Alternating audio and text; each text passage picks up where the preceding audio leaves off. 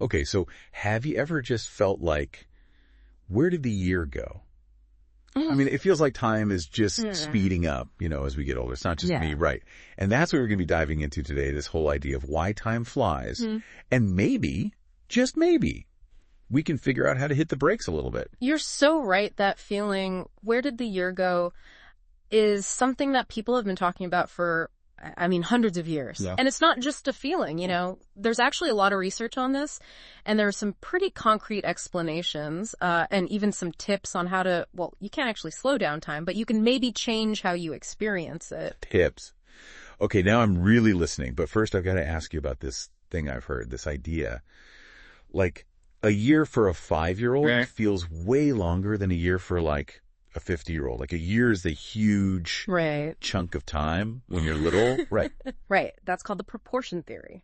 And it is one of the most widely accepted explanations. So think about it this way. 1 year for a 5-year-old is a full 20% of their whole life.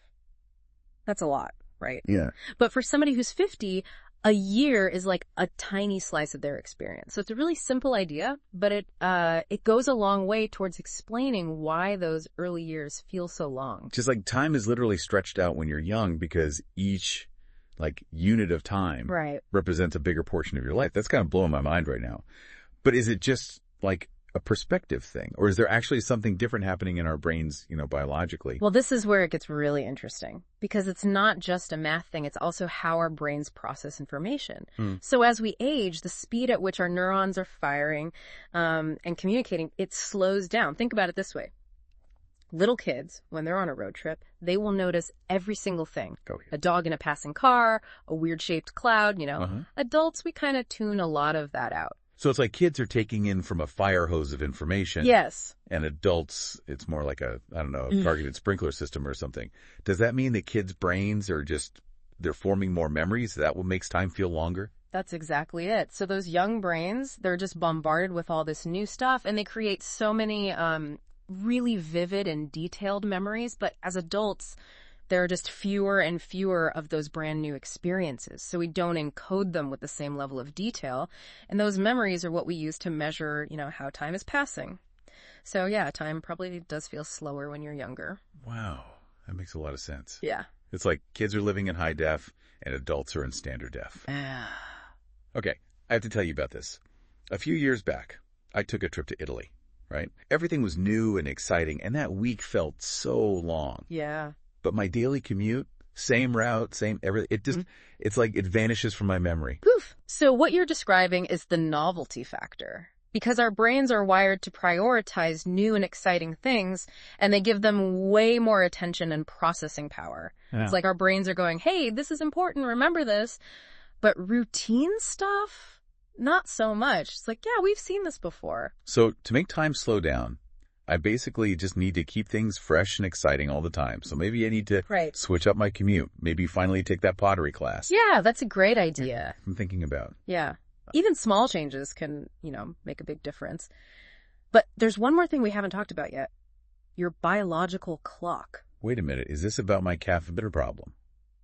Because, that clock is always ticking. Not quite, although I get that. It's actually more about how our internal rhythms, like our metabolism, might actually influence how we perceive time. So some scientists believe that in childhood, because you have a faster heart rate and metabolism, that contributes to time feeling slower. Hold on. Are you saying that my metabolism is messing with my sense of time? So when you give me a stopwatch and a protein shake, stat. But seriously, is there any evidence for this? Like, does time actually feel different when you're sick, when your body's all out of whack? That's a fascinating question, and the answer is we don't really know for sure. There is some research suggesting that maybe there's a connection between your body being in an altered state and your perception of time, but it's definitely complicated, and we need to do a lot more research to figure it out. You know what? Think about it. Have you ever been sick and noticed that time seemed to change? Now that you mention it, I do remember being sick as a kid and feeling like those days in bed lasted forever. But maybe that's just the proportion theory messing with me again. Right, it could be. It's all connected. And it all comes back to another huge factor in how we experience time, memory. Did you know that our brains actually compress memories over time? Kind of like zipping a computer file. Memory compression. So is my brain like a data hoarder? Is it trying to save space? Does that mean some details from my childhood are just gone, lost forever? Or are they just like hidden away somewhere waiting to be unlocked? It's more like your brain is like a really, really efficient editor, keeping the essential parts and getting rid of all the extra stuff. Think about it this way. You probably don't remember every detail of every birthday party you had as a kid. No. But you probably have like a general feeling of cake and presents. Yeah, definitely. So my childhood memories are compressed, and I'm forming fewer new memories because my brain is slowing down. Mm. Is that why my grandma's always reminiscing? Is she trying to like unzip those memories, make time feel longer again? That is such a great question. And it really shows how closely connected memory and time are. Yeah. You know, I can't say for sure if that's what's happening, but it definitely gives you something to think about, doesn't it? It does. It does. This is a lot. So we've got like the proportion thing. Our brain's actually slowing down. We're having fewer new experiences as we get older, even our own biology and how our memories get like filed away. Phew. Right. It's complicated, and we're just scratching the surface here, but understanding all these different pieces can be really helpful, actually. And there's one more crucial piece we haven't even touched on yet. Attention. Oh, right. Attention. Yeah. I have definitely noticed that when I'm really into something, like when I'm writing, time just disappears. But then there's, adult life. Yeah. Constantly multitasking, always checking my phone, getting distracted. Exactly. And all that fragmented attention makes it feel like time is just slipping away. That's where the concept of mindfulness comes in. Learning to really be present in each moment can help us actually experience time more fully. Okay, mindfulness. Adding that to my to-do list. This deep dive is already so insightful. So, to recap, we've got this whole time-flying thing being a combination of how we perceive time relative to our age, how fast our brains are working, how many new experiences we're having, even our own biology and memory. And don't forget the crucial role of attention. And even though we can't actually change the physics of time, just knowing about these things can help us appreciate the present moment more. So, have you ever tried a mindfulness exercise? I've dabbled, but maybe it's time to get serious about it. This whole conversation has got me thinking about how I can be more present in my life. That's great.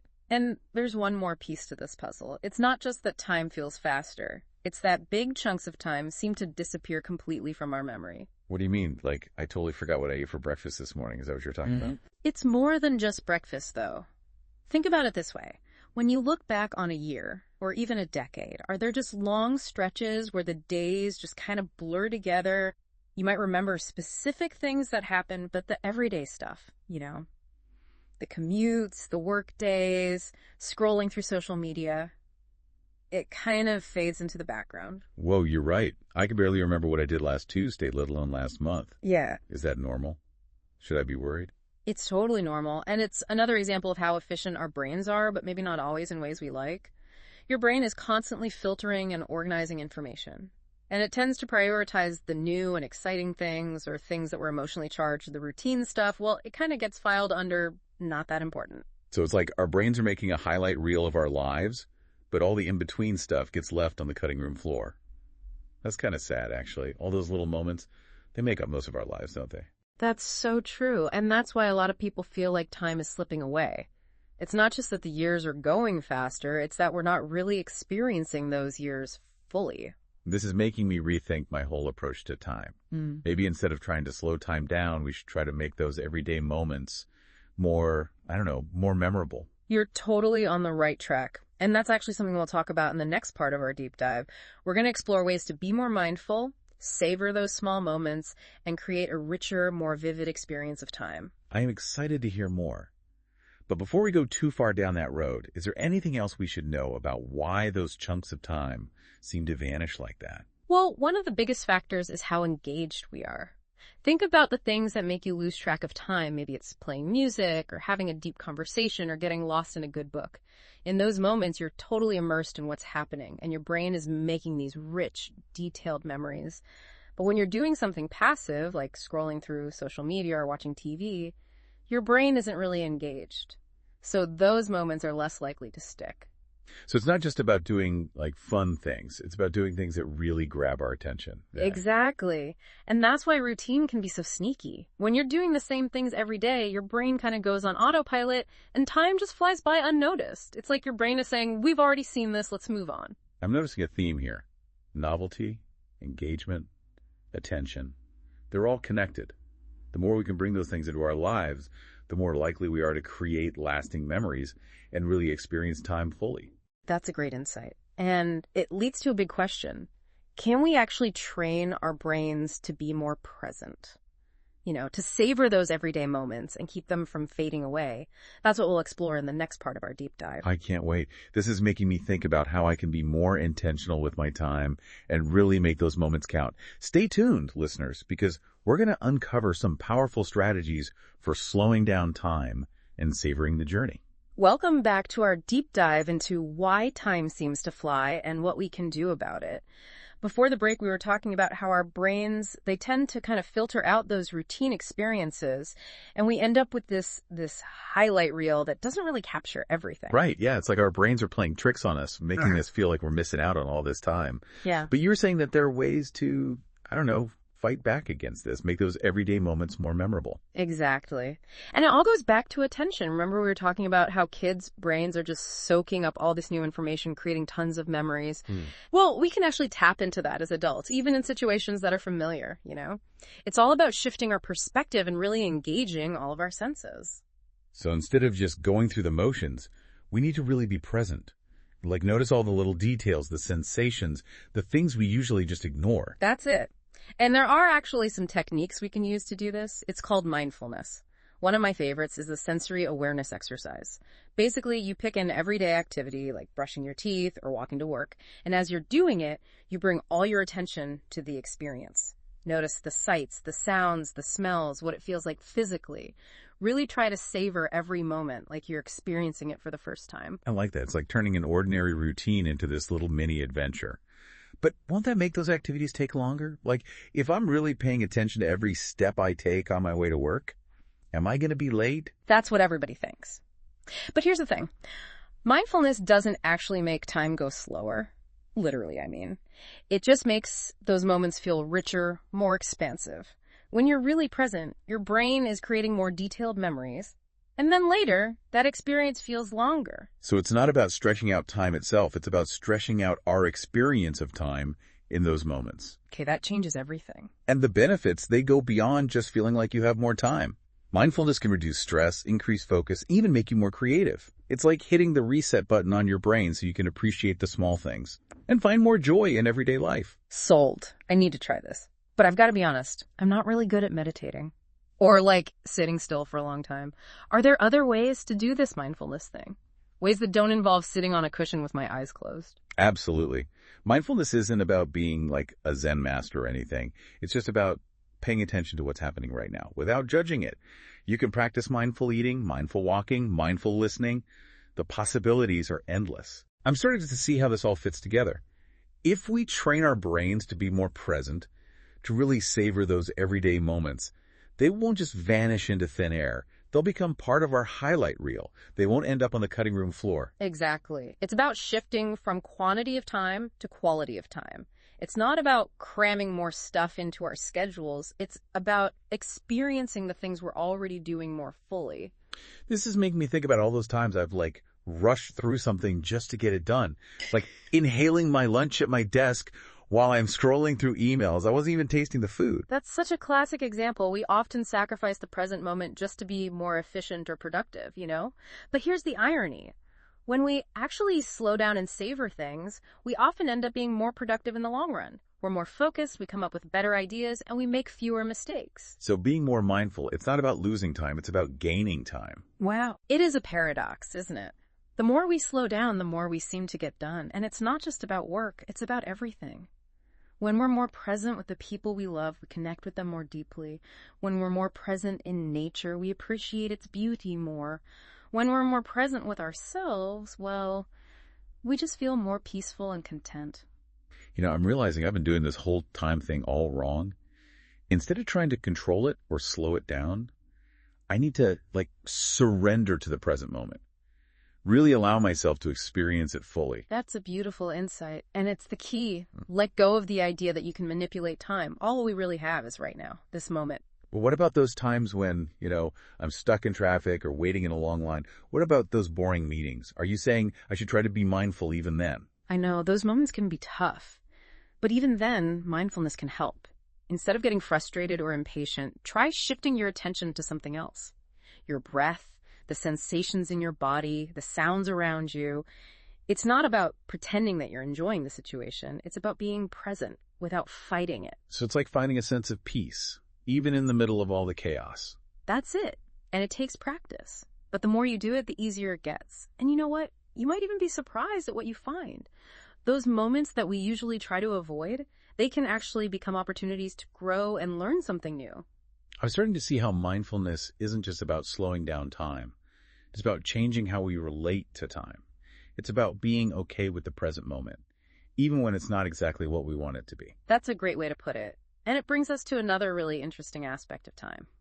The stories we tell ourselves about time. We often get caught up in these narratives like, there's not enough time, or time is running out, or I'm wasting time. And these stories, they actually make time feel even more fleeting. Wait, so what we think and believe about time is actually affecting how we experience time. That's wild. That's one of the most fascinating things about this whole thing. It's not just about the clock on the wall. It's about how we internalize time. But the good news is, we can actually change those stories. Okay, but how do we do that? How do we rewrite the story of time? It starts by paying attention to those thoughts. The thoughts that pop up about time. Are you always feeling rushed? Do you always feel like you're behind? Once you see those negative thought patterns, you can start to challenge them. Ask yourself, is this thought really true? Is it helping me? What would it feel like to think about time in a totally different way? So instead of saying, I don't have enough time, I could say, I have enough time for the things that really matter. Is that what you mean? Exactly. It's about going from a scarcity mindset to an abundance mindset. It's about focusing on what you do have instead of what you don't have, and trusting that you have all the time you need to live a happy and meaningful life. I love that. It's like we're taking back control, not by changing the clock, but by changing our own internal dialogue. You got it. It's about becoming the author of your own story about time, not letting those old limiting beliefs run the show. This is so empowering. It's like we've been given a whole new set of tools to figure out this whole time thing. We've talked about mindfulness, sensory awareness, even changing our negative thoughts. It's a lot, but it's a good kind of a lot. It is a lot to process. And remember, it's a journey. There are going to be times when you get caught up in the rush and forget to be present. That's okay. Just keep practicing, keep experimenting, and keep paying attention to how you experience time. It's unique to you. This whole conversation has been so insightful, and I feel like we've only scratched the surface. Yeah. But before we go any further, I have this question that's been bugging me. If we can slow down time by being more present, does that mean paying really close attention to something can make it feel like time is moving slower? That's a great question, and there actually is some evidence for that. Athletes, for example, they often say that time slows down for them during those really important moments in a game. Really? They're so focused on what they're doing that their sense of time gets distorted, and that lets them react super fast. Wow, that's incredible. It's like they're in a different time zone where everything's in slow motion. So if we could learn to tap into that kind of focus, could we actually experience time differently in our everyday lives? I think it's definitely possible. It all comes back to attention. When we're totally absorbed in something, whether it's a sport or something creative or even just a conversation, we lose track of time. It's like our brains are so focused on the present moment that the clock just disappears. This is blowing my mind. Mm-hmm. So by learning to focus our attention more intensely, we can actually make time feel slower. I'm really starting to see how all these different ideas fit together and how our brains are so important in how we experience time. It's not just about that clock on the wall. It's about how we perceive time, how our brains process it. You got it. And it's not just about the big dramatic moments. Even those little everyday things, they can feel so much richer and more fulfilling when we approach them with mindfulness and focused attention. I'm already thinking about all the ways I can use this. Really paying attention when I'm listening to music, savoring every bite of food, even just noticing all the little details on my walk to work. It's like I've been sleepwalking through life, and now I'm finally waking up. I love that. And it's a journey. There will be times when you get caught up in the rush and time slips away. That's okay. The more you practice bringing your attention to the present moment, the easier it will become. It's like you're teaching your brain to appreciate how rich and full time really is, instead of letting it slip through your fingers. This whole conversation has completely changed how I think about time. I came in feeling stressed about how fast it's going, but now I actually feel kind of empowered, like I have more control over how I experience it. That's great to hear. It's a good reminder that even though time might seem like this unstoppable force, we do have the power to shape how we live within it. By understanding, the psychology of it, the biology of it, even the philosophy of time, we can make better choices about how we spend our time. This has been so eye-opening. Thank you so much for sharing your expertise with us. I feel like I have this whole new toolkit for navigating this whole time thing. It's been my pleasure. And remember, this is an ongoing exploration for all of us. Just keep playing with these ideas and see what works for you. The beauty is that it's a personal journey. And speaking of personal journeys, before we wrap things up, I'm curious about your own experience with time. Have you always been fascinated by this? What got you interested in studying it? I actually have been fascinated by time since I was a kid. I always wondered why time seemed to move differently in different situations. Sometimes it felt like it was dragging on forever, and other times it felt like it was just slipping away. I really wanted to understand why. And then when I got older and started studying psychology, I became really interested in the idea that time is subjective. You know how our experiences and our perceptions, they shape how we understand something that we think of as being so objective and universal. That's so interesting. I can definitely relate to that feeling of time being like fluid and inconsistent. I remember when I was a kid, summer vacation felt like it lasted forever. But now the years just seem to fly by. That's a perfect example of how our perception of time changes as we get older. And it's not just about age either. Our emotions, our environment, what we're paying attention to, all of those things play a role. So it's not just about the external clock, it's about our internal clock too.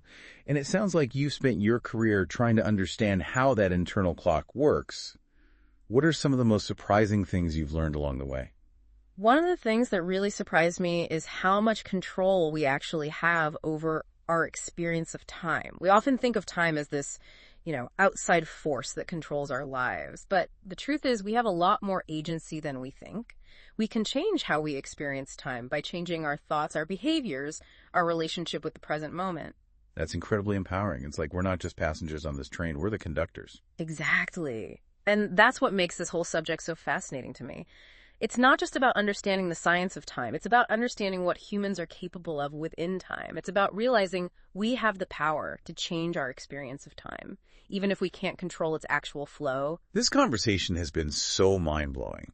And I'm sure our listeners are feeling the same way. We've explored so many cool ideas, the psychology of time, the practical stuff like mindfulness and savoring the moment. It's a lot, but it's all so good. It really is. And I want to encourage all of you listening to keep exploring this on your own. Read books, listen to podcasts, try out different mindfulness techniques, and most importantly, pay attention to your own experience of time. That's great advice. And speaking of continuing the journey, we have one more part of our deep dive coming up. We'll be diving into some more practical tips and strategies for making the most of our time.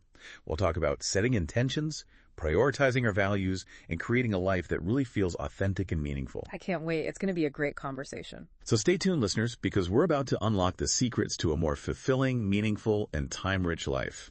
Welcome back to the deep dive. We've been unpacking why time seems to just, slip away and vanish, and how we might actually be able to change how we experience it. My mind is officially blown. I love it. And you know what? We still have some really powerful strategies to share with you, ways to not just exist in time, but to make it work for you. Okay, I am so ready for these strategies. Right. We talked about mindfulness, but I feel like I need something, more than just be present. What can I actually do? What habits can I build? One of the most powerful things you can do, and it might seem a little counterintuitive, is to actually schedule in some downtime. Wait, what? I know, we're all so busy, right? Yeah. But those blank spaces in your calendar, they're not your enemy. They're actually really important. Okay. They give you time to process things, to think, to let your brain just be. So like giving my brain a little bit of breathing room so it doesn't feel like it's constantly running a marathon. That's a great way to put it. When we're always rushing from one thing to the next, our sense of time gets all messed up, everything blurs together. But when we actually pause, have some stillness, it lets our brains catch up, form memories, and actually enjoy what we've experienced. I'm starting to see this. It's like hitting save on a document, Yeah. Instead of just letting it run in the background and risking losing everything. But I get so stressed out when I see blank space in my calendar. I feel like I should be doing something. I know, that's the trap we all fall into. But what if you thought about it differently? Like, those blank spaces aren't empty. They're opportunities. Opportunities for what? To connect with yourself, maybe do something creative, rest, recharge. When you think about them that way, they become a lot less scary.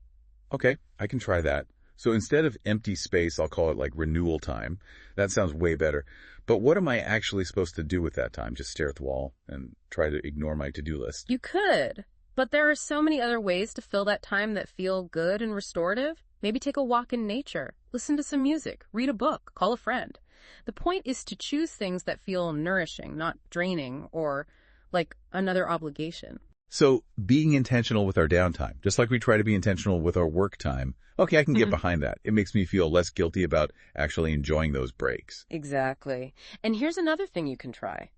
Instead of focusing on how much time you don't have, try to focus on how much time you do have. Hold on. Are you asking me to do math? I thought this was about escaping the tyranny of the clock, not doing more calculations. No math involved, I promise. It's more about shifting your perspective. So instead of saying, ugh, I only have 20 minutes before my next meeting, try saying, I have 20 minutes to really enjoy this cup of coffee and this conversation. Oh, it's like reframing those little pockets of time as something valuable, not just something to get through as fast as possible. Yes, exactly that.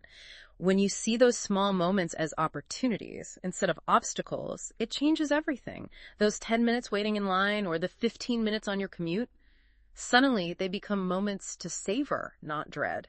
I'm seeing how this all comes back to mindfulness again, right? It's not just about meditating. It's about bringing that awareness to every single part of our lives. You're so right. It's about being present in those small moments, just as much as we try to be present in the big ones. Yeah. And when we do that, those small moments, well, they start to feel a lot bigger. Okay, this is great. We've talked about scheduling downtime, being more intentional with breaks, even changing how we think about those little bits of time we have. And of course, that mindfulness piece is weaving through it all. Is there anything else we can do to, like, flip the script and make time work for us? Here's one final thing I think is super important. Align your actions with your values. We often feel like time is slipping away because we're spending it on things that don't actually matter to us. We get caught up in obligations and distractions, all the shoulds, and then we wonder where the time went. So if I'm spending my time on things that feel meaningful, time won't feel like it's stealing from me. It'll feel more like, I don't know, a partner. Yes, that's exactly it. When you're living in a way that's true to your values, time becomes less about how much you have and more about the quality of that time. Each moment becomes a chance to be your true self, to do something good in the world, to experience all the richness life has to offer. I love that. It's like we're not just managing time, we're creating a life. And that is exactly what you're doing. Think of time as the canvas you're painting your life on. And by understanding how our minds work with time, by practicing mindfulness, by doing things that matter to us, we become the artists of our own experience. Wow. This deep dive has been incredible. I started out feeling stressed about time flying by, but now I feel so inspired and hopeful. Like I actually have more control over how I experience time. That's fantastic. And it's a good reminder that even though time might seem like this unstoppable force, we can choose how we want to live within it. By understanding time, the psychology of it, the biology, even the philosophy, we can make more conscious choices about how we use our time. This has been such a mind-opening conversation. Thank you so much for sharing your wisdom with us. I feel like I have a whole new way of looking at time, a whole new set of tools to use. It's been my pleasure. And remember, this is a journey. Keep experimenting with these ideas and find what works for you. That's the beauty of it. It's all about your own personal experience. And to all our listeners, thank you so much for joining us on this deep dive into the mysteries of time.